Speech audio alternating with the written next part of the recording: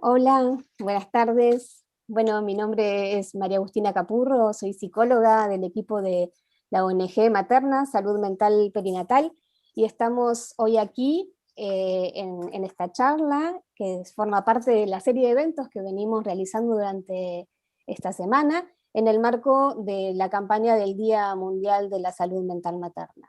Esta semana que hemos organizado junto a Postpartum Support Internacional y Materna Salud Mental Perinatal.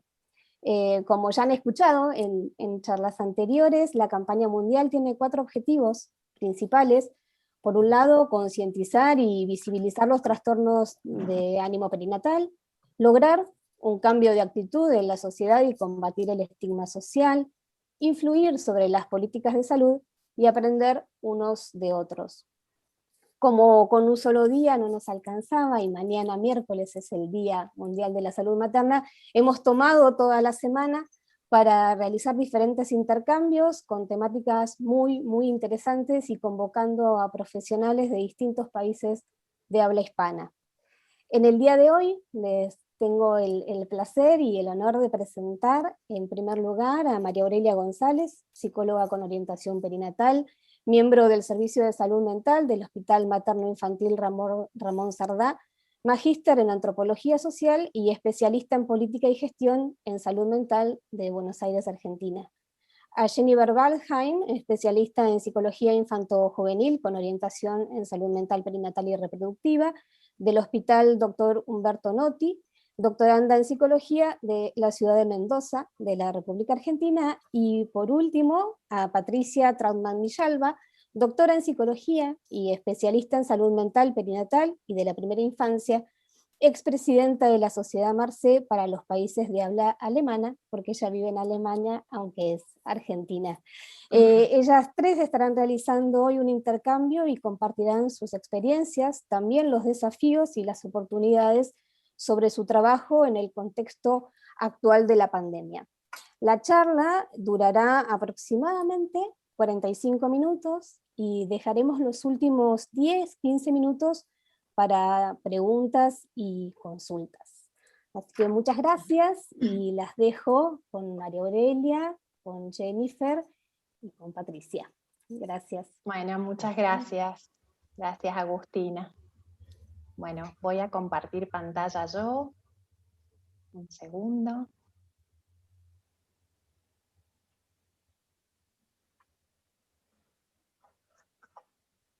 Bueno.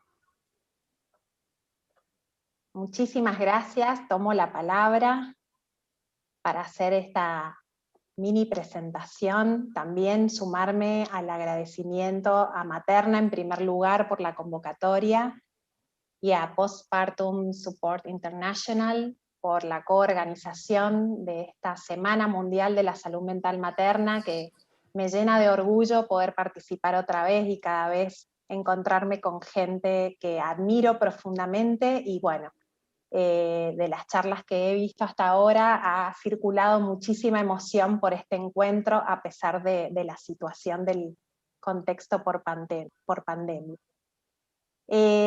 Nuestra charla fue propuesta a partir de poder encontrarnos 3 psicólogas, más allá de los límites geográficos, una en Buenos Aires, una cordobesa pero en Alemania y una mendocina, y poder contar desde nuestros escenarios de trabajo las experiencias, desafíos y oportunidades en salud mental perinatal. Bueno, les voy a mostrar brevemente algo de nuestra trayectoria, como presentó recién Agustina a María Aurelia González. Creo que están todos los datos ya comentados, ¿verdad, Mariu? Así es. Bueno, pero también queríamos mostrarles un poco de las fotos de nuestra ciudad. No sé si quieres contar vos, Mariu.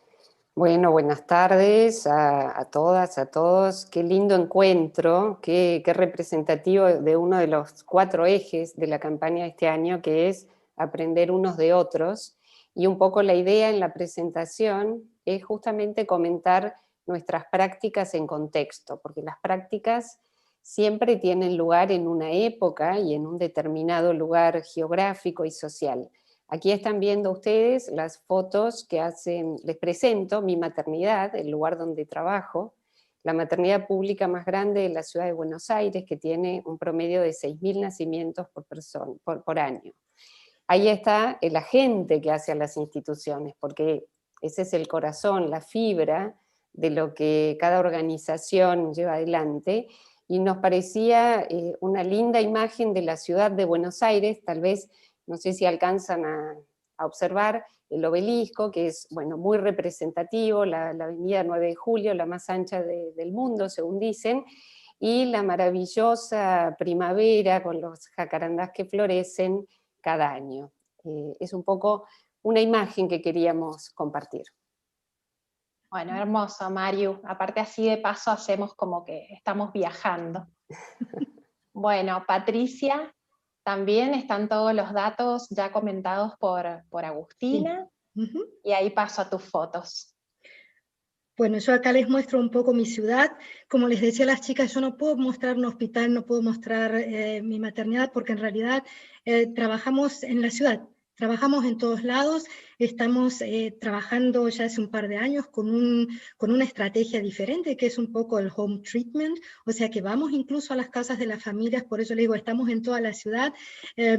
Yo, bueno, soy cordobesa y soy alemana también, o sea, después de casi 30 años de estar viviendo aquí, uno es de las dos partes, y en realidad me encanta vivir en Frankfurt, una ciudad moderna, pujante, cosmopolita, es la capital financiera de la Unión, o sea, acá está el banco de la Unión Europea, entonces, bueno, tenemos mucha cosa moderna, pero les puse esa otra fotito chiquita abajo, porque también hay gran tradición, a pesar de que eso chiquito que están viendo abajo es reconstruido, porque Frankfurt estuvo muy lastimada, estuvo muy desarmada durante la guerra. Se mantienen unas tradiciones que están presentes también en las formas familiares, pero por otro lado está presente también este cosmopolitismo que tiene la ciudad, esta cosa tan internacional, esto de tener el aeropuerto más grande del país y de tener tanto tránsito de gente. Creo que son dos cosas que marcan bastante lo que hacemos y que marcan mucho el tipo de familias con las que trabajamos. Estoy muy contenta de estar hoy acá, me alegré muchísimo cuando Jenny me avisó o me preguntó si quería participar, y realmente me encanta porque me gusta esta movida que hay, estas pilas que se le ponen al tema de la salud mental perinatal, y bueno, me gusta poder aportar lo que son mis experiencias desde aquí. Bueno, gracias Patricia. Un gusto tenerte en este encuentro. Bueno, esta soy yo, solamente aclarar que soy doctoranda, o sea, todavía soy estudiante en la Universidad Católica Argentina, y esta es, bueno, parte de mi día a día, el hospital en el que trabajo, que es un hospital pediátrico, es el hospital de referencia de la zona oeste argentina, es un hospital de tercer nivel de complejidad, y un poco compartirles este paisaje que es cotidiano, el de las montañas y los viñedos, que nos caracteriza por ser una provincia que produce muy ricos vinos. Así por que, eso bueno, el primer encuentro no virtual lo vamos a hacer en Mendoza, Jenny. Va a ser en Mendoza, por supuesto, están todos invitados. Bueno, una última diapo para que quienes nos están escuchando y viendo sepan cuáles son los temas por los que vamos a conversar, ¿sí? Vamos a charlar sobre experiencias, desafíos y oportunidades desde nuestro rol en nuestro contexto particular, porque habrán podido ver que trabajamos en escenarios muy distintos, la importancia de desestigmatizar, visibilizar y concientizar sobre la salud mental materna perinatal, la necesidad de invertir en la formación de equipos interdisciplinarios en todos los niveles de atención y la implementación de dispositivos de atención, y por último, como conclusión, perspectivas hacia la prevención de la salud mental materna. Bueno, voy a dejar de compartir porque lo lindo es poder vernos y poder disfrutar de este encuentro virtual, ¿no? La pandemia posibilitó, pensaba que hace un año también nos encontramos en el primer encuentro iberoamericano, justo hace un año, y éramos 100 personas y pudimos vernos la cara y pudimos encontrarnos y decir, bueno, mirá esta persona que está tan lejos, y bueno, un año después volver a juntarnos. ¡Qué emoción! Bueno, chicas, en relación a la importancia de desestigmatizar, visibilizar y concientizar sobre salud mental materna perinatal, ¿qué pasa? ¿Faltan conocimientos? ¿Falta formación? Hemos intercambiado algunas ideas para juntarnos a conversar, y me quedó resonando esta propuesta de hablar del estigma, y mucho más profundamente de la desestigmatización. Y pensaba, bueno, a ver, ¿qué queremos decir? ¿Qué significa? El estigma es la marca, es la consecuencia, el efecto de los prejuicios y de los estereotipos que tienen lugar en determinada sociedad, como decía antes, en determinado momento histórico, y traccionan al silencio. Es muy difícil poder hablar de que uno siente o vivencia diferente de aquello que se ha establecido como un modelo. Durante siglos se ha producido una especie de amalgama, de sincretismo, en el concepto de maternidad, en relación a las funciones de reproducción, que llamamos maternidad, y a la crianza o al acto de maternaje, que ha dado toda la justificación para este concepto que aún hoy seguimos deconstruyendo, que es el instinto maternal. Como si desde lo biológico vinieran dadas todas las herramientas y las respuestas para que una mujer madre pudiera arreglárselas, entre comillas, respecto de sus propias vivencias y de las demandas de su hijo. Aún hoy digo, porque hay mucha literatura, hay investigación, lo hemos puesto en conversación, y sin embargo, parte de esta campaña tiene que ver con habilitar la voz de todas las mujeres en relación a sentimientos de ambivalencia, a poder hacer visible algo que no siempre tiene, la mayoría de las veces no tiene que ver con el ideal de abnegación y de absoluta entrega al amor materno. Paso un poco la antorcha a Patricia y a vos. Bien. Mira, yo hoy cuando escuchaba la charla de Eliana Marengo con Luisa García Esteves, pensaba también mucho en esta cuestión de estigma y desestigmar, porque ellas también lo tomaron como un punto interesante, como un punto importante de su conversación. Y entre otras cosas, Eliana decía que bueno, la principal barrera para que las mamás accedan a un diagnóstico oportuno y a un tratamiento temprano, es justamente esto del estigma, la estigmatización. Y yo pensaba que sí, no solo las enfermedades mentales en esta época, en el periodo perinatal, son estigmatizadas, sino en general, pero pensaba que no solamente eso es un punto importante, sino también pensaba en, no sé si es un poco osado llamarlo de esta forma, pero en la estigmatización de la maternidad incluso, ¿no? O sea, hay como una figura muy fuerte, esto que vos decías, ¿no? De que se funcionan como dos cosas, como la función biológica y la función de cuidadora, pero además esta imagen siempre positiva de la maternidad, ¿no? O sea, las imágenes que nosotros vemos, las imágenes que socialmente estamos recibiendo desde que tenemos conciencias, como niñas, como adolescentes, como jóvenes, como mujeres adultas, como madres, es siempre una figura muy clara y normalmente positiva. Cuando siempre veo, y eso es casi universal, a donde vaya y ven ustedes una propaganda, incluso del suavizador para lavar la ropa, o sea, no solo de las cremas para la piel, etcétera, sino el suavizador para lavar la ropa, siempre hay alguna imagen de alguna mamá con su bebé y llamativamente la mamá está dormida, parece que ha comido bien, que está descansada, está contenta, tiene el pelo peinado, está maquillada, está bonita, y el bebé duerme, parece que ha comido bien, que no molesta a la mamá y al papá para dormir. O sea, se transmite toda esta sensación de que la maternidad es siempre color de rosas, ¿no? Y estas cosas que escuchamos incluso. Lo mejor que me pasó en la vida es la maternidad, o lo pasé re mal en el parto, pero cuando vi a mi hijo, ese amor de madre, ese instinto maternal nació conmigo. Y entonces yo siempre pienso, porque son las cosas que escucho de muchas mamás, ¿qué pasa con las que no tienen esta maternidad color de rosa? ¿Qué pasa con estas mamás que no sienten su maternidad como lo mejor que les pasó en la vida, ¿no?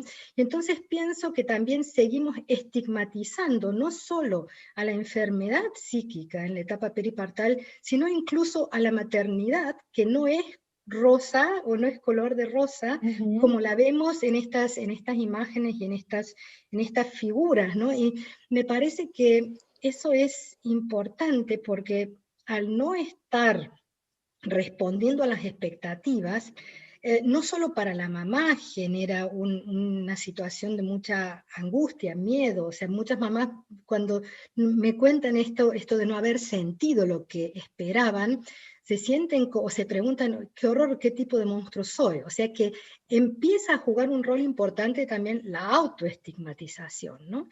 Y creo que eso no solamente genera angustia y miedo en las mamás, sino también en el entorno, en su compañero, en su propia madre, en su suegra, en las hermanas, en las amigas, ¿no? Como decir, uy, ¿qué está pasando acá?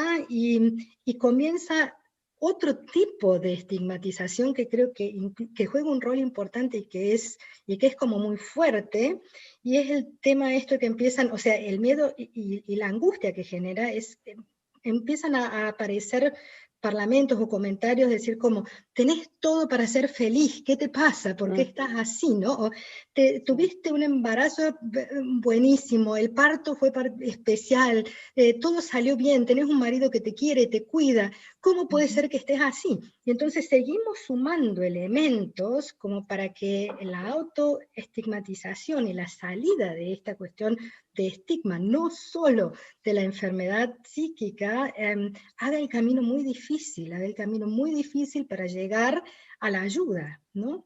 Y bueno, todas estas cosas he ido pensando a medida que escuchaba las charlas y después de lo que charlamos juntas, y bueno, y paso la posta. Bueno, yo adhiero totalmente a lo que ustedes vienen comentando, y por ahí para sumar, somos todos usuarios de medios de comunicación que tienen este mensaje, ¿no? Romantizado, edulcorado, y cuando pasa algo que tiene que ver más con la psicopatología, se lo pone en un lugar muy negativo, ¿sí? En el de mala madre, o sos buena madre o mala madre.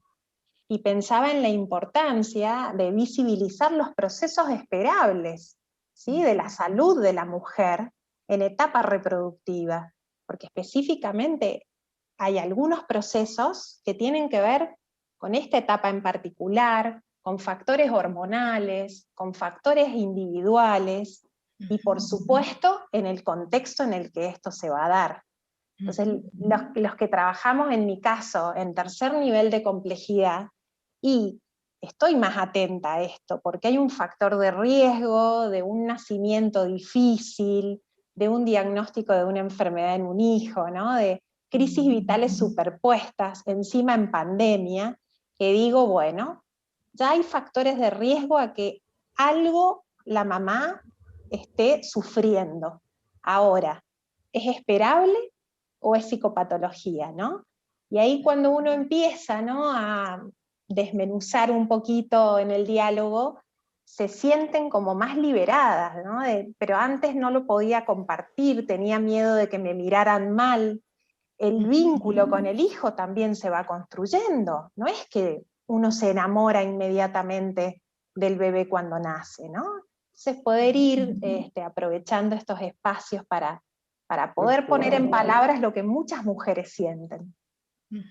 Sí, yo coincido absolutamente con lo que decís, Jenny, sumo un significante que es alivio. El alivio que le genera a las mujeres a las que acompañamos poder hablar de esto con quienes entienden que no van a responder con un juicio crítico.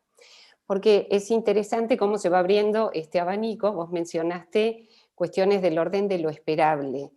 El embarazo y sobre todo el parto es un tremendo evento neuroendocrino, pero es excepcional, pero además es un evento social, porque son más que procreadores los padres ahí, ¿no? Hay un cambio en la genealogía, hay algo que empieza a comunicarse al mundo.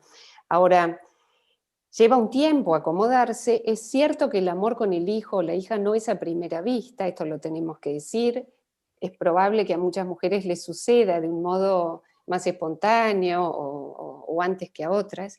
Y las mujeres, a mí también me toca, como a Jenny, acompañar en una institución que es centro de referencia para el alto riesgo en perinatología. Quiere decir que el embarazo que se ha cursado está muy lejos del embarazo ideal. Ha habido el temor al parto prematuro cuando no ocurre finalmente en un clima de urgencia, o el temor a la preeclampsia. Hay todo un reacomodo luego del nacimiento al que hay que darle tiempo, y la posibilidad de que la mujer entienda qué es lo que está pasando en su cuerpo, en sus emociones, y no es necesariamente un mal indicador o un indicador de riesgo en lo que hace a vínculo, si hay intervenciones oportunas tan simples como las que acaban de mencionar. Escuchamos, no sos la única, las maternidades se hablan en plural, y eso va a permitir luego, como iba diciendo Jenny, despejar diagnósticos, trayectorias. Bueno, Patricia tiene mucha experiencia en este rubro porque trabaja con grupos que ya tienen antecedentes o que han sido referenciados hacia ella. Nosotras nos toca muchas veces hacer este camino desde el inicio, y quisiera poner el acento en algo que es la variable del tiempo. Así, en los ejemplos que traía Patricia, ¿cómo puede ser que te sientas mal, el niño está sano, tu marido, o tenés una pareja, cualquiera sea? Esto va a pasar con el tiempo. En los casos donde el proceso tiene que ver con lo fisiológico y con lo emocional, es cierto que el tiempo cuenta, pero no es la única intervención. No es una cuestión de dejar pasar y que ocurra, sino de cómo se acompaña, porque el problema no es solo de la mujer. Esto me parece que hace alguna confusión o deslizamiento que hemos tenido como sociedad. La salud mental materna es la base de la salud perinatal, que a su vez es la piedra angular de la vida comunitaria. Es una responsabilidad de todos pensar la crianza, el apoyo a las mujeres, que hoy en día, no sé cómo lo ven ustedes, yo lo veo más marcado en los centros urbanos. Las mujeres madres pasan muchas horas en soledad con sus hijos, sin tener esto de la tribu, que puede ser la familia o las amigas, y mucho más acentuado en un contexto de pandemia. Definitivamente estoy muy de acuerdo con lo que dicen. Me parece sumamente interesante esto que ustedes comentaban, de que hay que dar un espacio como para preguntar qué les pasa, cómo están, qué es lo que están viviendo, y eso tiene que ver mucho con el contexto de trabajo también en el que ustedes están. O sea, ustedes, como dijeron, están las dos en una institución donde ya reciben mamás que vienen con un estrés emocional, ¿no? O sea, que nazca un niñito prematuro o que tengan un embarazo de riesgo, ya vienen como arrastrando un poco de estrés emocional, que no es directamente el grupo con el que yo trabajo. O sea, en general yo trabajo con mamás que ya tienen un diagnóstico o que llegan porque ya la enfermedad es tan grave que cualquier ámbito, permeable o no permeable, abierto o no abierto a lo que es una enfermedad psiquiátrica, no tienen otra posibilidad más que buscar solución y apoyo en una institución psiquiátrica o psico, ¿no?, que se ocupe de esta área. Y lo que a mí me llama la atención, lo que sigo escuchando, a pesar de que hace años que venimos todos trabajando en este tema de desestigmatizar, no solo a la opinión pública en general, sino también a la opinión pública profesional, pero yo sigo escuchando, y hoy también lo mencionaba Eliana, que hay mamás que siguen diciendo, bueno, a mí no lo van a creer, pero nadie me preguntó cómo me sentía. ¿Ya? Nadie me preguntó, y en un momento en el que uno tiene extremadamente un alto contacto con el sistema de salud. Y lo que a mí me llama más la atención, y que realmente se los cuento porque es una anécdota que me parece que cambió un poco mi actitud frente a lo que es el trabajo de difusión o de opinión pública, porque una vez ingresando una mamá en el servicio nuestro de atención de internación, mamá bebé, hacemos la primera conversación a la que yo siempre invitaba a la mamá y al papá, o a la pareja, al compañero o la compañera de la mamá que venía al servicio. Y siempre en el medio de la conversación yo le preguntaba, y esta es una anécdota que me pasó con un papá, y le digo, bueno, y a usted, señor Pérez, ¿cómo le va? ¿Cómo está usted? Y este señor lo primero que hizo fue quedarse quieto y mirarme, y me dice, oye, mire, le voy a decir que desde que sabemos que mi esposa está embarazada, usted es la primera persona que me pregunta cómo estoy yo. O sea, mi preocupación es que en este asunto del antiestigma, de difundir, de hablar sobre las cuestiones de maternidad, no nos olvidemos del papá o del compañero, la compañera, ¿ya? Porque me parece que o sea, mezclando un poco los temas a los que hoy queríamos referirnos, me parece que este también es un gran desafío del momento. O sea, si estamos empezando, queremos difundir más, queremos hacer que se tome conciencia de las dificultades emocionales en la etapa perinatal, entonces aprovechemos justamente esta oportunidad, este desafío de no hablar de la mamá o del papá, sino como vos decías, ¿no? De todos los que están envueltos en esta etapa, de no olvidarnos de ninguno de los actores que forman parte de la etapa perinatal. Y entre ellos, siempre me decía, un papá me decía, mire, la verdad es que yo creo que el más olvidado de toda esta etapa es siempre el papá. Yo no estoy tan de acuerdo, pero creo que algo importante de cierto hay en esta historia. Sí, y pensaba en algo que comentaron ayer Eliana y Luisa también, que estuvo precioso ese encuentro. Muy lindo encuentro. Y un honor escucharla a Luisa, la queremos tanto. Pero hablaban de esto de cómo equipos que atienden adultos tendrían que estar preparados en esta etapa, ¿no? Para tener en cuenta al bebé. Y pensando, bueno, en donde yo trabajo, se hizo un trabajo de varios años, ¿no? De insistir en que solamente en un hospital pediátrico el paciente identificado no era solo el bebé, sino, bueno, con esta mirada de la díada, ¿no? También hay una mamá, bueno, o cuidador. Tenemos muy en cuenta en la atención en neo el rol del papá, porque si no a veces queda también como no es el que da la teta, no es el que tiene que ir a sacarse leche, ¿no? Y los cambios en los protocolos que nos han también traído desafíos en cuanto a cuánta gente puede entrar en las unidades. Entonces, bueno, pero pensando más a nivel de atención primaria, ustedes ambas han referido de algún modo, es la etapa en la que más uno tiene contacto con el sistema de salud, ¿sí?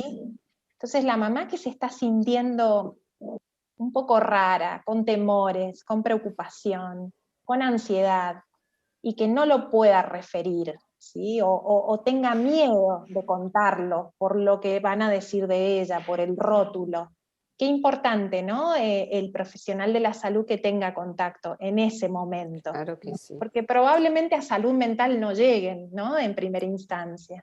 O más tarde, ¿no? O en una segunda vuelta, sí, completamente de acuerdo. Por eso ojalá estemos compartiendo con obstétricas, con enfermeras, con agentes sanitarios, con agentes interculturales, aquellos que, como vos decís, están mucho más cerca de la vida del barrio, de la vida de la comunidad.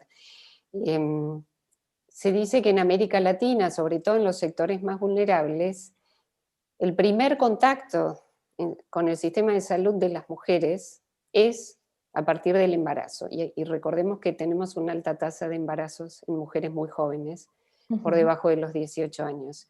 Es una tremenda oportunidad para hacer prevención en muchísimos sentidos. Lo nuestro tiene que ver con la salud mental perinatal, y hay Así como se hace la pregunta respecto de si se ha hecho la ecografía, la prueba de la glucosa, los controles de laboratorio, tiene que estar sistematizado. En eso por lo menos estamos trabajando. Hoy pensaba, hay una metáfora argentina que es remar en dulce de leche. Los que conocen el dulce de leche saben que es riquísimo y es muy espeso, y si tuviéramos que remar allí, hay que esfuerzo. Pero somos insistentes todos y estamos, como ha demostrado esta campaña, muy convencidos. Entonces, paso a paso lograremos sistematizar que algunos de los screenings más sencillos, o simplemente la pregunta con empatía de parte de una obstétrica o de algún agente de salud, permita abrir una ventana para que la mujer que está con alguna situación de padecimiento pueda obtener ayuda y ser acompañada de modo oportuno. Y hago una mínima referencia a las maternidades y el rol de los varones, ¿no? de las parejas masculinas, que hemos sido históricamente bastante expulsivas de los varones, las instituciones de maternidad. Después que nos quejábamos del poco apoyo, pero como bien dijo Jenny, no van a poder extraerse leche, no hay aumento de prolactina, pero desde hace muchos años, en las unidades en las que trabajamos, hay un lema que es crucial, que es que los padres no son visita. Se trate de la pareja parental que se trate, y los papás varones están invitados a hacer el contacto piel a piel con sus hijos, que antes era solo una situación delegada en las mujeres. Si queremos empezar a pensar en disminuir la violencia de género, tenemos que apelar a algunas de estas estrategias que tienen que ver con la prevención integral, eso que parece que no va directo al mensaje, y en otros términos, modificar esta mirada del padre varón que dice, no voy a trabajar porque me quedo a cuidar a mi hijo, y le dicen, pero caramba, ese es el rol de tu pareja. Digo, estas son las piezas que tenemos que mover porque, insisto, no es solo un problema en relación a la mujer, sino que se ha hecho visible, se ha hecho cuestionable a través del cuerpo y del padecimiento de la mujer. Totalmente. Quisiera decir dos cosas con respecto a lo que comentabas, María Eugenia.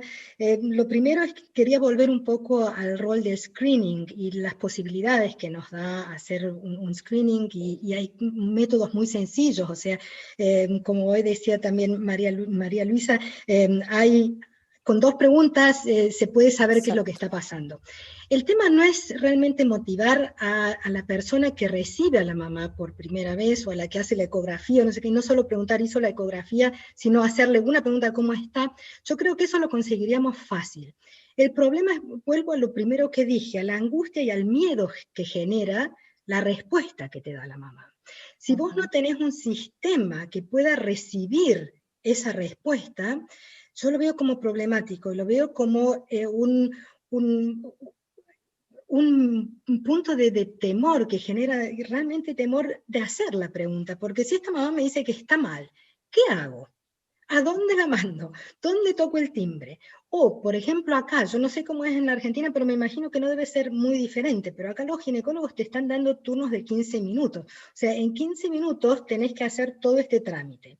Yo puedo hacer en esos 15 minutos la pregunta de cómo está la mamá, pero ¿y qué hago si me dice que está mal?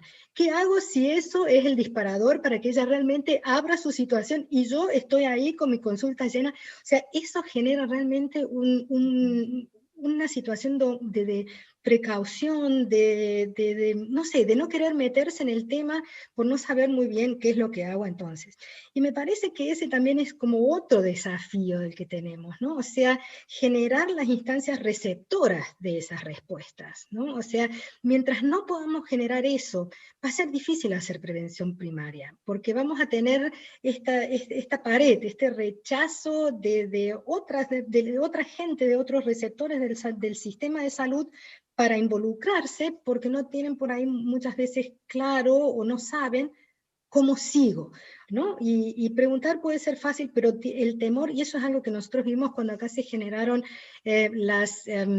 no sé cómo llamarlo, como las obstetras familiares, o sea que son parteras, acá existe esa profesión, o matronas, y que van a las familias a ver cómo están las primeras semanas, y hacen ese acompañamiento. Y estas señoras, hubo una cantidad que cuando se instaló el sistema, empezaron a tener burnout, o sea, realmente problemas de exceso de trabajo y de exceso de estrés emocional, porque se daban cuenta que detectaban situaciones para las que no tenían respuestas. Entonces, eso fue una situación importante que llevó realmente a repensar toda esta acción de prevención primaria, toda esta estrategia de prevención primaria, porque nos dimos cuenta de que sin respuestas para después, sin instancias para recibir la respuesta que la mamá nos da, es difícil y puede irnos en contra, ¿no? Bueno, lo tiro como un poco de experiencia que tuvimos y las cosas que hay que pensar más allá de lo que es hacer esa pregunta. Y por eso yo estoy segura que mucha gente no le pregunta, ¿y cómo estás? ¿Cómo te sentís? ¿No? Porque, ¿qué hago si me dice que estoy mal? ¿Ya? Estoy en las condiciones de recibir esa respuesta y de dar una estrategia, de dar una alternativa. Tomo lo que acabas de compartir, y la verdad que sí, uno se lo pregunta, ¿no? Porque mientras el paciente está en el hospital, por ejemplo, sabemos que es una población transitoria, que después va a volver a su casa, no va a seguir en el nivel 3, ¿no, Mariu? Y uno dice, bueno, ahí uno pone en marcha una red y a veces no la encuentra, y bueno, me das pie, Patricia, para recordar esta necesidad de invertir en formación de equipos interdisciplinarios. Y por ahí también pensaba, en la Argentina es muy fuerte también la figura de la puericultora, ¿no? La consulta de las mujeres en otro nivel de atención, también el apoyo de grupos de pares, ¿sí? Exacto. Y también ahora aparece un rol muy importante, ¿sí? que Materna lo está impulsando, que es el de la acompañante terapéutica en esta etapa, ¿sí? Pero estoy de acuerdo con vos de que esto no es suma de buenas voluntades nada más, porque si no puede llegar a pasar esto de que hablas del burnout, que se vuelve en contra, ¿no? O sea, hay una necesidad imperiosa de políticas pensadas, sobre todo también pensando en esto que hablábamos del papá. Las licencias por maternidad y paternidad son muy distintas, ¿sí? Para la madre, para la madre directamente ni te alcanza para poder mantener la lactancia materna exclusiva 6 meses, para el padre son 2 días, y dentro de la Argentina también tenemos diversidad, porque si estás en el sistema privado es una cosa, en el público es otra. Yo estuve mirando un poco el mapa de la Organización Internacional del Trabajo, y en el mundo también hay muchas diferencias en relación a las licencias laborales. Entonces, bueno, Claro que parecen sí. como mensajes encontrados, ¿no? Sí, ahora, sí, bueno, las diferencias, lo estamos viendo también con el tema de las vacunas, ¿no? Las desigualdades en el mundo, cómo golpean. Creo que Patricia nos trae una foto de algo que no podemos perder de vista, que es la articulación de los distintos efectores en los servicios de salud. Hay que detectar. Y hoy o ayer, yo le escuché hoy la charla, la de Luisa y la doctora Marengo, Eliana, cómo hicieron visibles los números, pero para poder comprometer a los gestores políticos, a los decisores, necesitamos la detección y hacer de ello una justificación de los equipos que tienen que brindar asistencia en los diferentes niveles.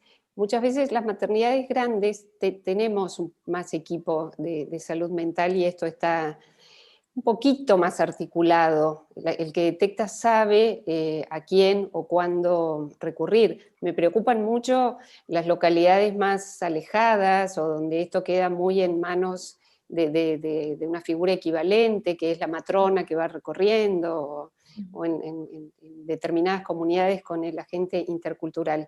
Pero tiene que ser un factor para obligarnos a articular los esfuerzos y saber a quién o a dónde involucrar para dar respuesta a eso claro, uno no puede quedarse solo no puede quedarse solo con la comunicación del sufrimiento del otro. Y también algo que hemos aprendido, lo mencionó muy bien Jenny, que es el grupo de pares. Esto es algo que para mí ha empezado, lo conocía del lado de las familias de prematuros, del lado de los grupos de familias con niños con condiciones de enfermedades orgánicas o del espectro autista.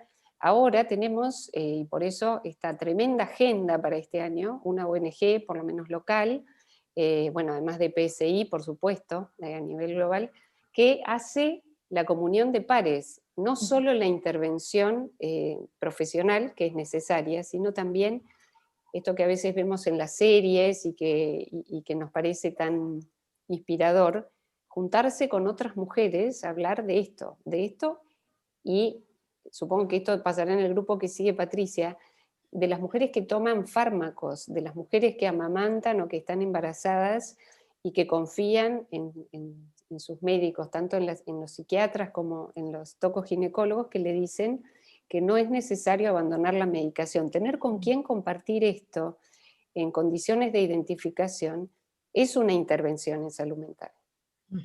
Sí, estoy totalmente de acuerdo. Y yo agrego algo más. Mira, hay muchas mamás que llegan a nosotros, o sea, que llegan a un servicio psiquiátrico por la intervención o por la participación en los grupos de pares. O sea, hay mamás que no se animan a llamar primero a la institución psiquiátrica, ni se animan a llamar a su médico de cabecera, pero sí se animan a llamar al grupo de pares. O sea, para nosotros el trabajo de detección temprana tiene un aporte increíble por parte del grupo de pares, que además no solo funcionan como motivación, sino también como modelo y como visión de futuro, ¿no? O sea, cuando ven una mamá que está recuperada, que está bien, que está contenta, que tiene buen enganche con su papá, eso es realmente una motivación increíble para una mamá que está transitando todavía, o que está en un momento de enfermedad aguda, en un momento agudo de su trastorno.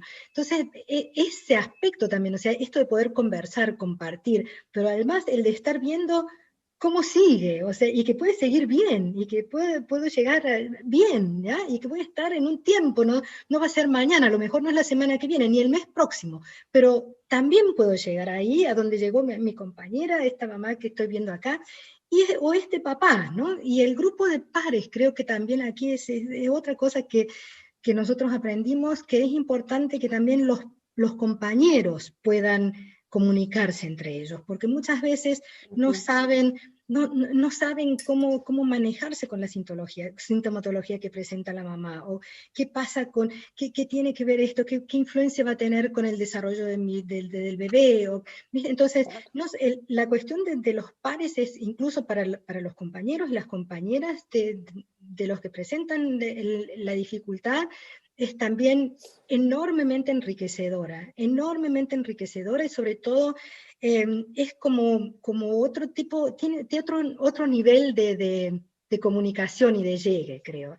Y finalmente, me parece que estamos también justísimas con el tiempo, pero yo creo que si trabajamos en salud, es imposible trabajar en salud de la mejor manera o de la manera más efectiva sin pensar en el trabajo en red. O sea, yo estoy convencida de que aunque cada uno pueda poquito y no esté muy formado, lo que sea, pero si tiene la sensibilidad y si tiene la permeabilidad, seguro que va a aportar y que vamos a ganar. Y si no trabajamos en red, o sea, en salud es fundamental trabajar en red, pero en salud mental perinatal es indispensable trabajar en red. Entonces, creo que aunque estés en el campo, aunque no estés en una gran ciudad, pero si uno empieza uno mismo a formar su propia red y a conectarse y a hablar porque se enteró y no sé qué, o simplemente a llamar y motivar, miren, esto es lo que tengo y necesito a alguien que trabaje conmigo, que colabore conmigo, es realmente increíble la respuesta que hay. O sea, me parece que es es interesante empezar porque uno se va a sorprender. Incluso esto que veo, por eso es que me emociona y me gusta y me fascina conversar con ustedes, porque esto que ha pasado en este último año es increíble. Con todas las cosas negativas, con todos los aspectos todo lo que nos trajo esta pandemia, por lo menos realmente nos ha mostrado que es posible trabajar juntos, no importa dónde estemos, y aprender unos de otros y apoyarnos unos con otros, ¿no? Entonces, bueno, eso un poquito como para hablar del tema del trabajo en red y la importancia en la prevención primaria o en el tratamiento temprano.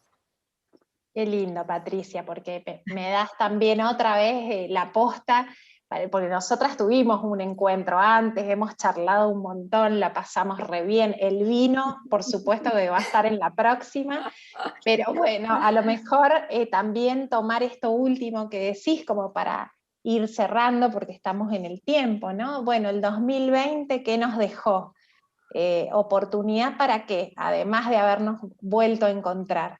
¿Qué se pudo visibilizar? ¿Qué se logró? ¿Qué puede llegar a estar ahí en riesgo y no tenemos que dejar de luchar? Bueno, a ver, el 2020 fue un amplificador de todos los conflictos relacionados con la soledad, con el aislamiento, con la incertidumbre, con el temor a la muerte, todo eso que nos hace humanos y que tiene que ver con nuestras preguntas existenciales, todas en un paquete de regalo y con moño.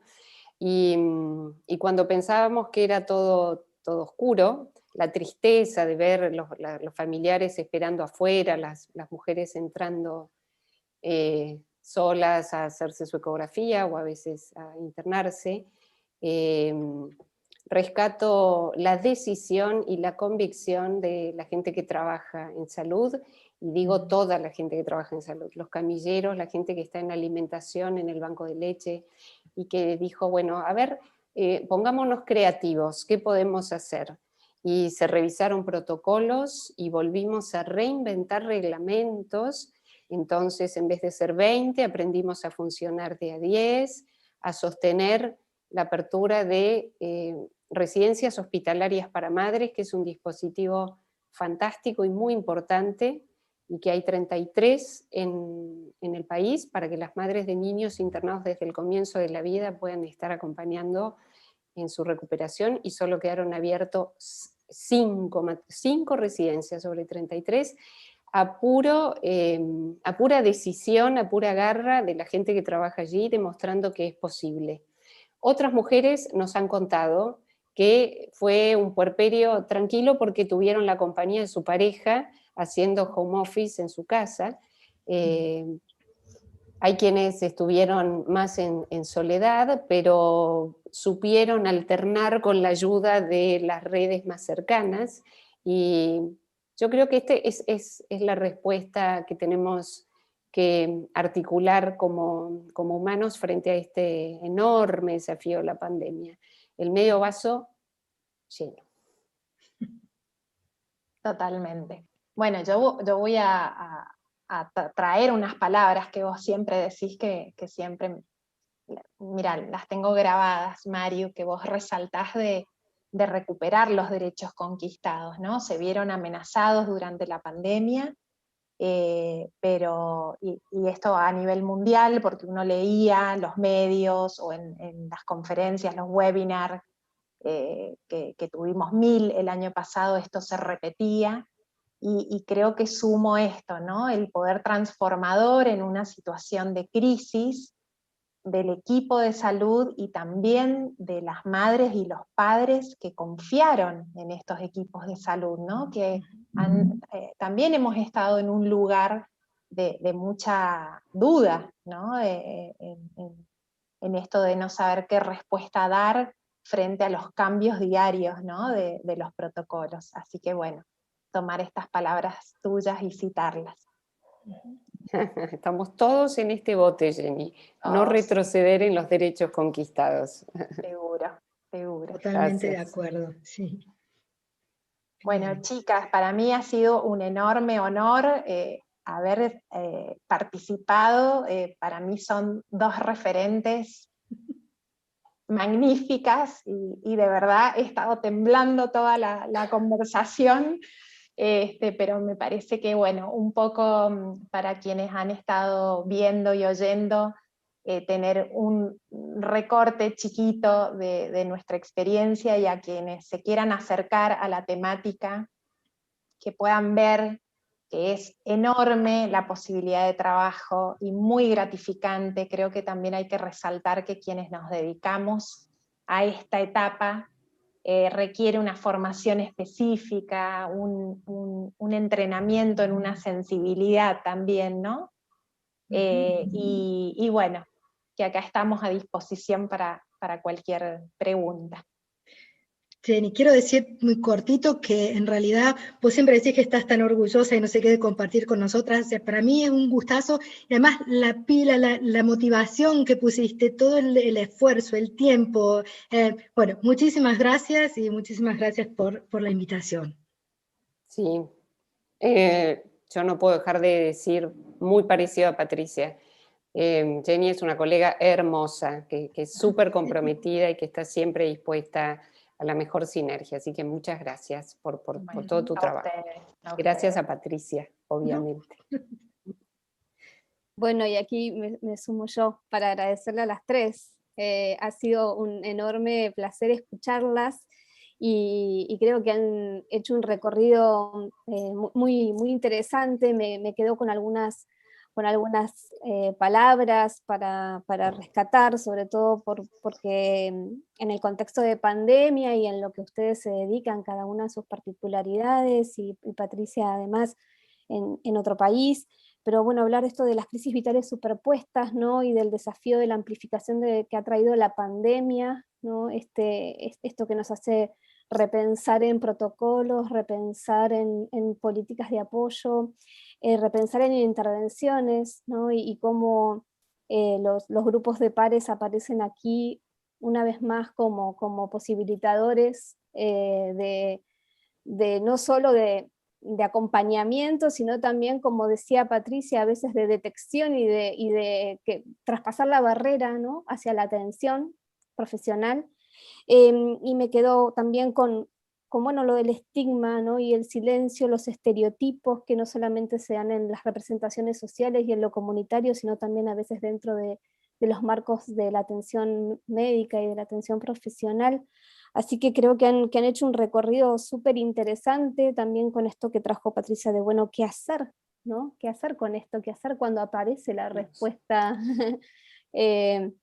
Así que bueno, ha sido muy rico, porque bueno, justamente ahí una de los pilares de la campaña mundial, creo que ustedes los han recorrido todos, ¿no? Por un lado, aprender unas de las otras, y esta red que hemos sabido, remando en dulce de leche, construir durante este tiempo, ¿no? Creo que todos estamos muy contentas y muy orgullosas de haberlo logrado, de poder sumarnos. Así que les voy a leer algunos comentarios y preguntas que aparecieron en el chat mientras ustedes iban conversando. Por lo pronto, muchísimas palabras de agradecimiento y elogio hacia estas grandes oradoras por parte de Ivana Moyano, Mariana Torresilla, que dice un placer escucharlas a las tres. María del Rosario Vega dice excelente presentación, demitificar un vínculo, como dice Jennifer, que se construye entre madre e hija e hijo. Sofi Sanjurjo, que dice excelentes profesionales, es un placer para nosotros escucharlas. Muchas horas de posparto se viven en soledad. El apoyo de pares salva vidas, lo he vivido en mi experiencia propia, dice Laura. Mabel Adriana González dice muchas gracias por la transmisión de experiencias, es un diálogo exquisito, es un desafío de amor para quienes trabajamos en infancia y adolescencia. Y alguien pregunta si pueden recordar y compartir cuáles son las preguntas, las Juli, aquellas que se hacen, ¿no? que ustedes referían, bueno, a veces son dos simples preguntas, ¿no? que un profesional puede hacer, un obstetra, una obstétrica, un pediatra, a esta mamá, ¿no? Y que puede ser una alarma, un detector, un screening muy rápido para hacer una derivación, ¿no? Una intervención. Sí, claro. ¿Quién? La que quiera. Bueno, ¿cómo se ha sentido este último mes? ¿Cómo se ha sentido usted? La segunda es, le ha costado realizar con las palabras que se adecúen a lo coloquial. La segunda sería si le ha costado llevar adelante las tareas diarias, si ha notado que esto le cuesta mayor esfuerzo, y la respuesta afirmativa, cualquiera de estas dos, inaugura, habilita una tercera pregunta, que es, ¿le gustaría recibir ayuda? ¿Piensa que podríamos ofrecerle algún tipo de ayuda? Y allí lo que, bueno, marcaba Patricia, y en lo que estamos todos muy comprometidos, que es articular en las respuestas. Excelente, muchas gracias. Muchas gracias. Bueno, por mi parte, despedirlas, agradecerles nuevamente el tiempo. Sé que han estado intercambiando previamente y me alegro mucho porque también, bueno, es una forma de generar contacto y de aquí para adelante también construir cosas nuevas. Así que, bueno, vuelvo a agradecerles el compromiso, la dedicación y también la tarea diaria de ustedes tres, que es tan valiosa y profunda. Muchas gracias. Muchas gracias, Agus. Muchas gracias. Muchas gracias a Materna, muchas gracias a Postpartum Support International por hacer esto, además en lengua hispana, por hacer lugar a hablar de eso en nuestra lengua materna. Muchas gracias. Muy necesario. Muchas gracias. Gracias a todos.